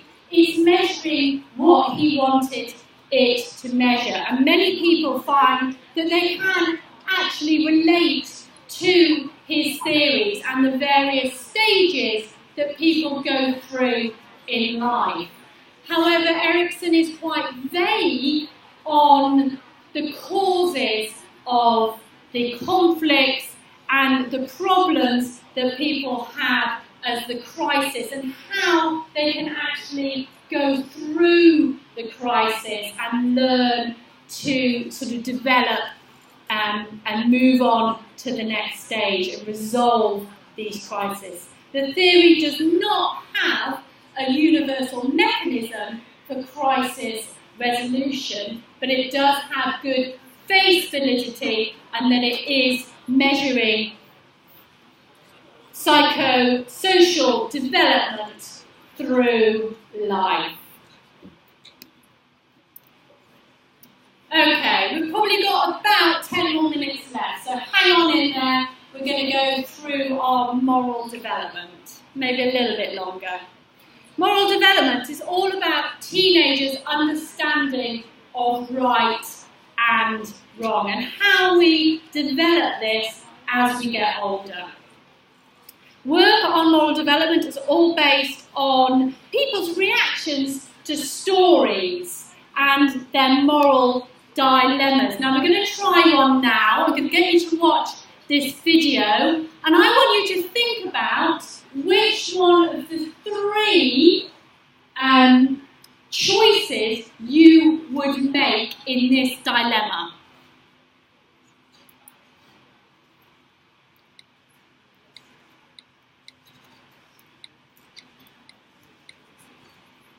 Heinz's Dilemma. Heinz's wife is dying because of a special kind of cancer. There's only one drug that the doctors think might save her. It is a new formula which a pharmaceutical company in the same town has recently discovered. The drug is very expensive to produce, but the company is charging 10 times the production cost.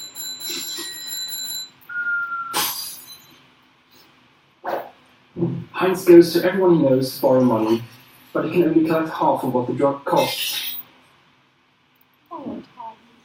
He tells the CEO of the company that his wife is dying and asks him to sell it for less so he could pay at a later time. But the CEO refuses. He can make no exceptions. The research has been very expensive and the company needs to turn in a profit. What should happen next? Okay, what should Heinz do? Should he steal the drug but not go to prison? Should he steal the drug, but because this would be breaking the law? Should I just hold on? Let's move that. There we go. There we go. Should he steal the drug and not go to prison because this is unfair? Should Heinz not steal the drug since this would be breaking the law and be very bad? Or should Heinz steal the drug and accept any prison sentence that he was given? What would you do Think about it quickly. We're going to just quickly do last UReply.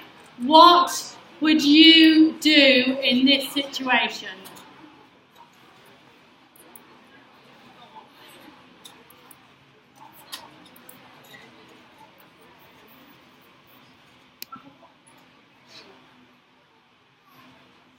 No, let me find it. The tension is mounting. Success. Right, there you go. Would you A, steal the drug and not go to prison, as this is unfair? Would you B, not steal the drug since it would be breaking the law? Or would you C, steal the drug and accept your prison sentence?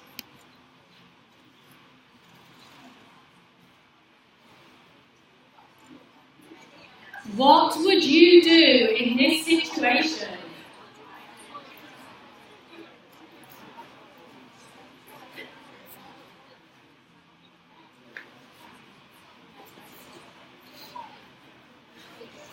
Okay, let's have a little look, shall we? Okay, most of you C. Okay, C. You would steal the drug and accept any prison sentence. Has it changed? No. Okay, 61% of you. 27% of you. B. You'd not steal the drug since it would be breaking the law. Okay, so the way in which we develop our morals of what is right and what is wrong. There are different stages to our moral development. As we get older, we go through different stages. So there's 3 levels: preconceptual,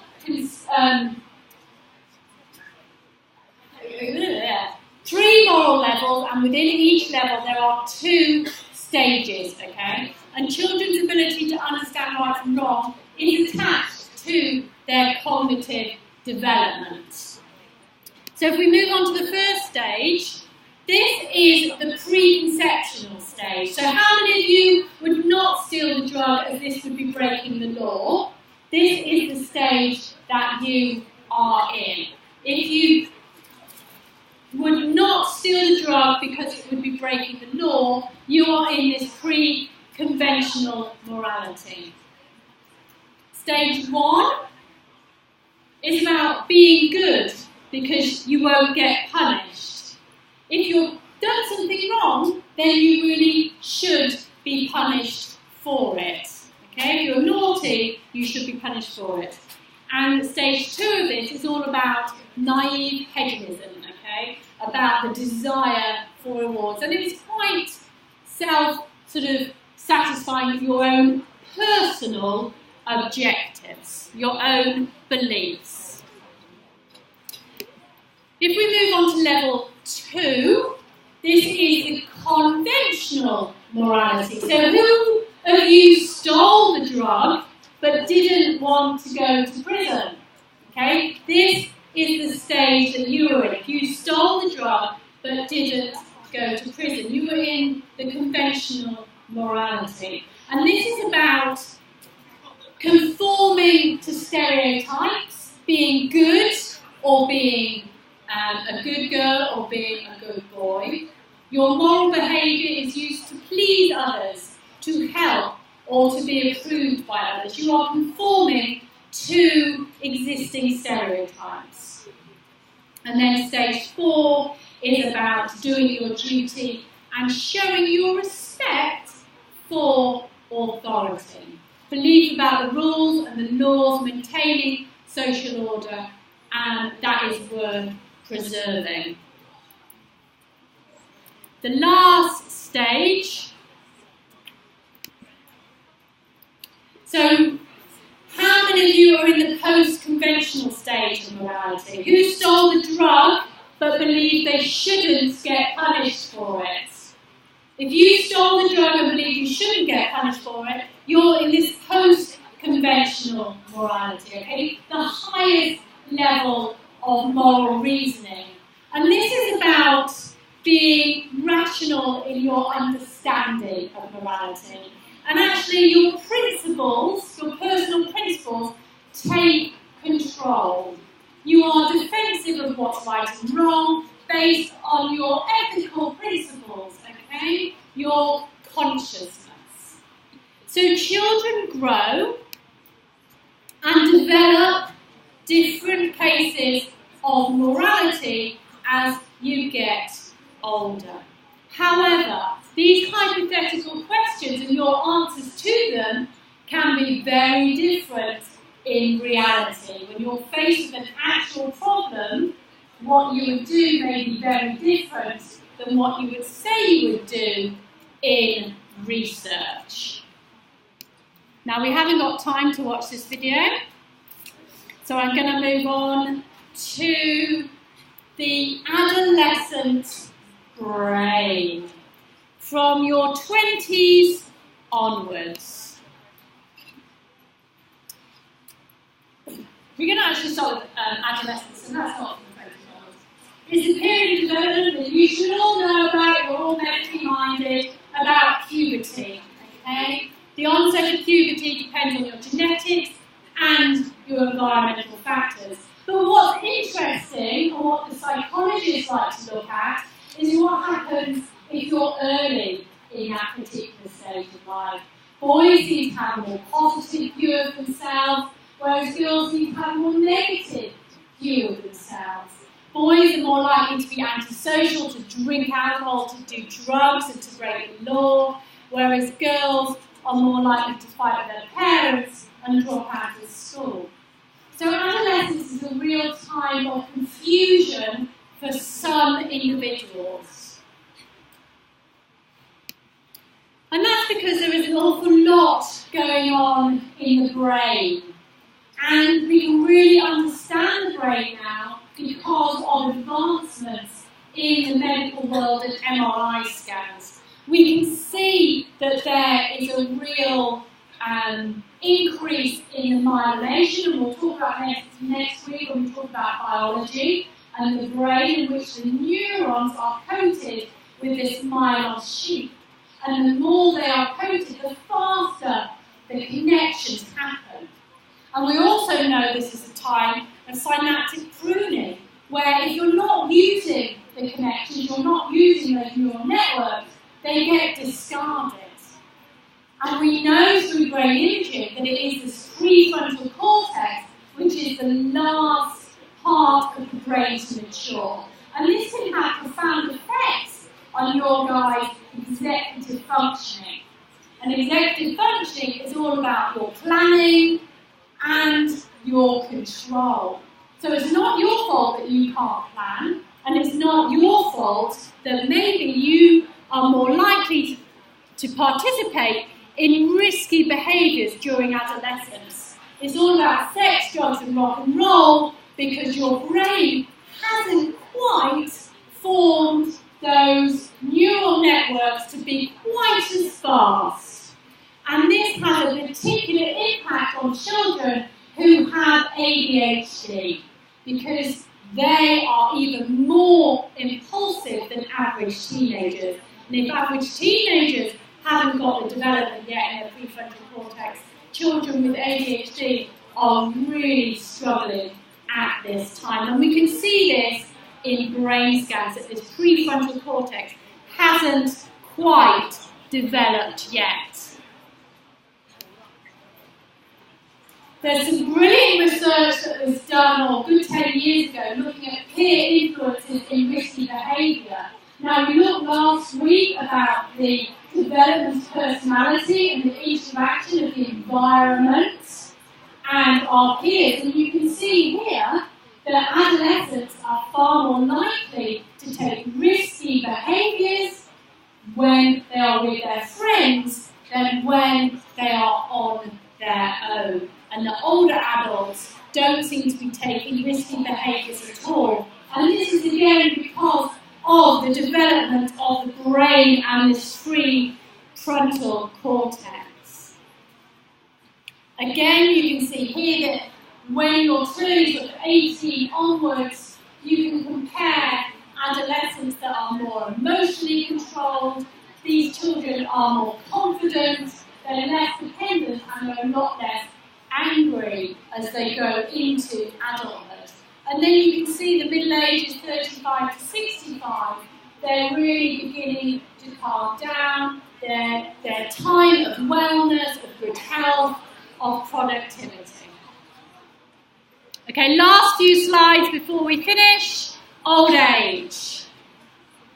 Now, cognitive development is amazing in old adults, and we can see the difference between our fluid intelligence, which is what you measure on an IQ test, that knowledge, compared to the crystallized intelligence, which is a lot more about our creativity and our flexibility in thinking. Now, our fluid intelligence declines as we get older, and we need to do far more crosswords and Sudoku puzzles to keep that going. Whereas our crystallized intelligence, our flexibility, is far more controlled and continuity over life. And you can see in research that our inductive reasoning goes down, our spatial orientation, our perceptual speed, all declines with age. Our numerical ability is a bit stable, our verbal ability gets better, but our verbal memory gets worse. And we can see this on brain images. So we need to do crossword puzzles to stop these neural networks declining. We need to keep our brain busy.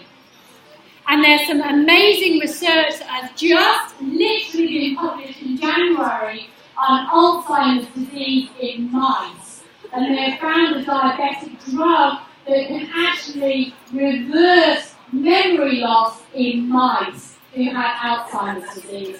So it's not going to be long, hopefully, before we can see that change in humans too.